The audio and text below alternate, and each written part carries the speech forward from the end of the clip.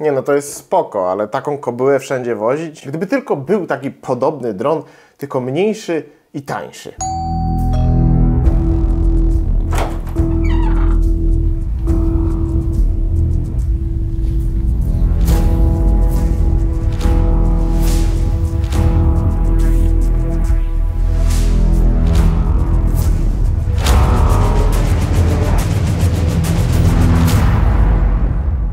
Po Matrice 30T, który był naprawdę niesamowity, przyszedł czas na coś bardziej przyziemnego. 30T w świecie takich dronów profesjonalnych był oczywiście bardzo kompaktowy, jednak nadal była to dość spora kolumbryna. I zarówno to, jak i cena mogły odstraszyć niektórych chętnych, tym bardziej, że dla wielu z nich może to być taki totalny overkill, bo funkcje, jakie tam mieliśmy, naprawdę robiły wrażenie. Nowy Mavic 3 Enterprise to dużo mniejsza bryła, a wciąż mamy tutaj bardzo dużo fajnych funkcji.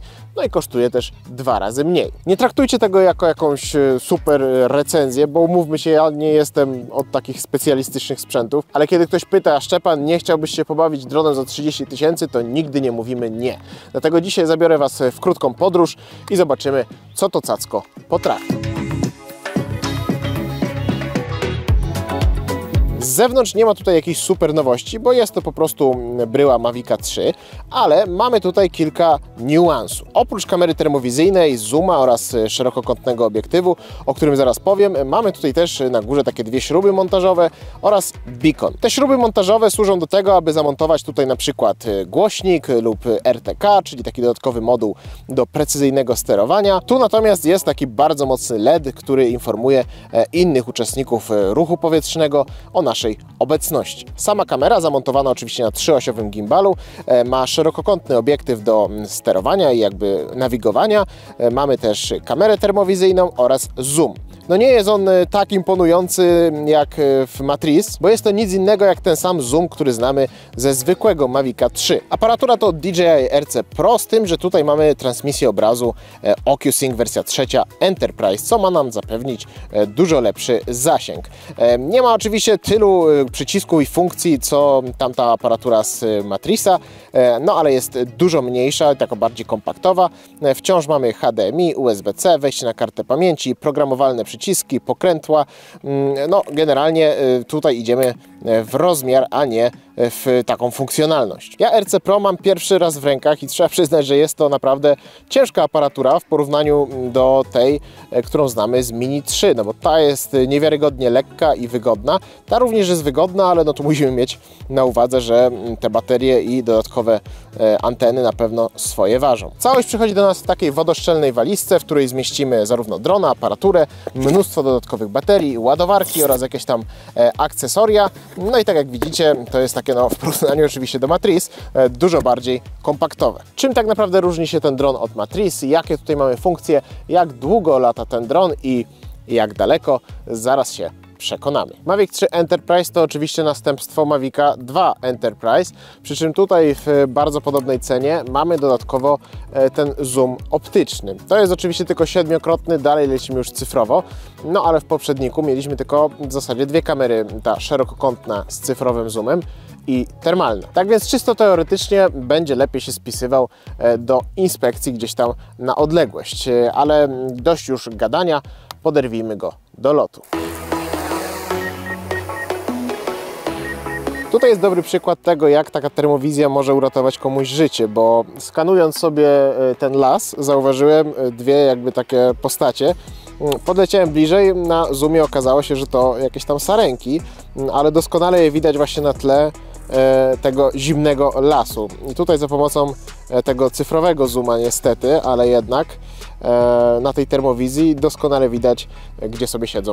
Fajna sprawa, choć jeśli myśliwy dorwie taką aplikację, to w tym przypadku bardziej zagrozi sarenką, no ale wiecie o co chodzi. Tutaj co prawda nie mamy takiej kamery FPV, tak jak w Matrice, żeby na przykład jeden pilot wiedział, gdzie leci, a drugi szukał na termowizji, ale mamy opcję takiego podziału ekranu, gdzie na jednej połowie widzimy na przykład termowizję, no a na drugiej ten zoom i dzięki temu zarówno pilot, jak i ten, który kogoś szuka, może używać swojej kamery bez konieczności tej kamery FPV. Oczywiście dalej jestem na jednym gimbalu, więc jeśli ktoś sobie obniży, no to ten drugi też niestety widzi taki obraz, no ale jakieś kompromisy musimy tutaj mieć. Warto tu wspomnieć, że gimbalem nie możemy obracać tak jak w Matrice, czy chociażby w Mavic 2 Enterprise, czyli na boki, jedynie góra-dół, więc jeśli chcemy przy dużym zoomie precyzyjniej na coś nakierować, to może być to nieco bardziej utrudnione, zwłaszcza kiedy wieje większy wiatr i tym dronem nam delikatnie przesuwa. Możliwość takiego obracania się jest, tyle że po prostu tutaj obraca nam się cały dron,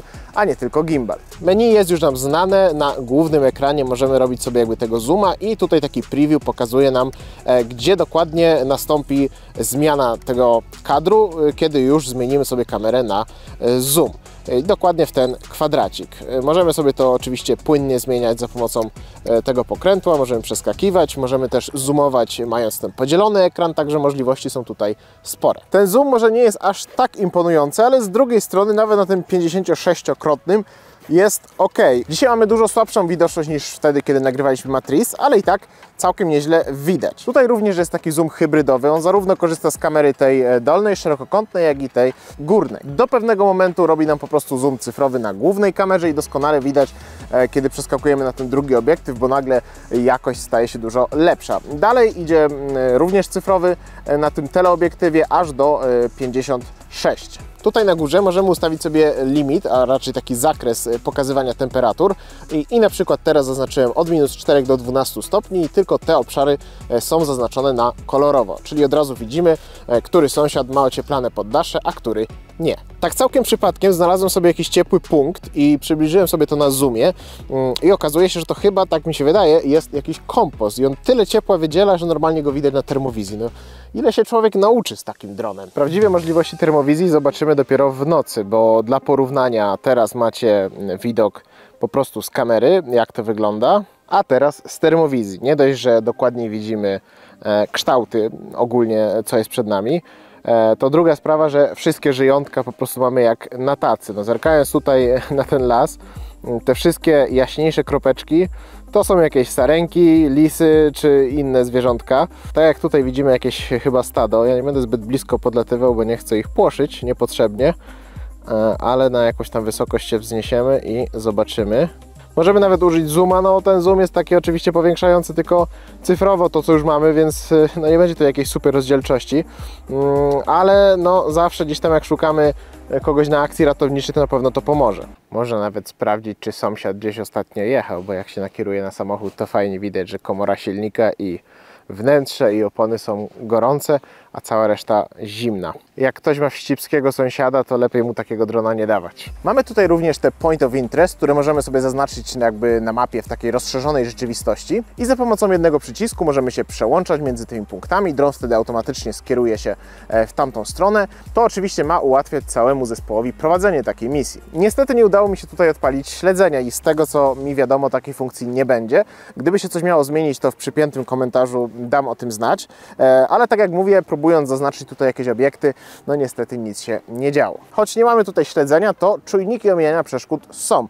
Podobnie jak w Mavic 3 mamy tutaj ochronę 360, choć jak dobrze wiecie z jednego mojego filmu, nie zawsze się to sprawdza, bo są sytuacje, w których te czujniki mogą zostać oszukane. Tak czy inaczej, w normalnych warunkach raczej sprzęt jest bezpieczny. Czujniki czasem wkurzają, bo jeżeli wiemy, co robimy, to bardziej przeszkadzają niż pomagają, ale na przykład jeśli stracimy zasięg w jakimś bardziej zurbanizowanym miejscu i dron rozpocznie procedurę powrotu do domu, no to wtedy takie czujniki mogą nam uratować skórę, bo zwyczajnie dron, widząc jakąś przeszkodę, skutecznie ją ominie. Istotną rzeczą w takim dronie jest oczywiście czas lotu. No, jest to bryła Mavic 3, więc mniej więcej wiemy, czego możemy się spodziewać. DJI zresztą tutaj dość konkretnie pisze, ile maksymalnie możemy latać, w zależności co mamy podpięte oraz jakie funkcje włączone, bo na przykład włączając ten beacon na górze i lampy od spodu, polatamy oczywiście krócej. Można by pomyśleć, co taki LEDzik może zmienić, ale na przykład ten beacon na górze jest strasznie jasny, on rzadko mruga,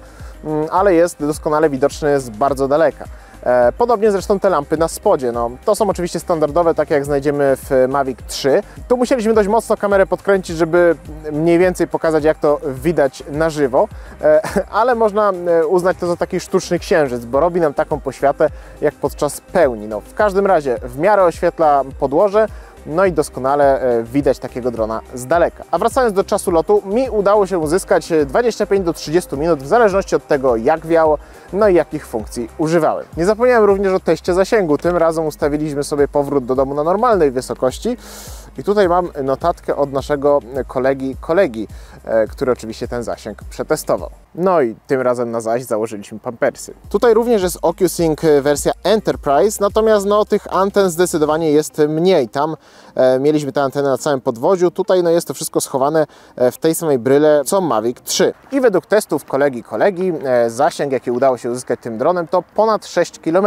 I nie to, że zaczęło coś przerywać, tylko zwyczajnie baliśmy się, że znowu zabraknie baterii, więc wróciliśmy. Tak czy inaczej myślę, że 6-7 km w otwartych polach to normalny wynik, jaki tym dronem da się uzyskać. Czeka nas jeszcze jeden potężny dron, który będziemy testować, ale to w późniejszym terminie. A dzisiaj dajcie znać, co myślicie na temat Mavic 3 Enterprise. Koniecznie napiszcie mi w komentarzach. Jeśli odcinek się podobał, pamiętajcie o łapie w górę i subskrypcji. No i widzimy się jak zawsze w następnym odcinku. Trzymajcie się!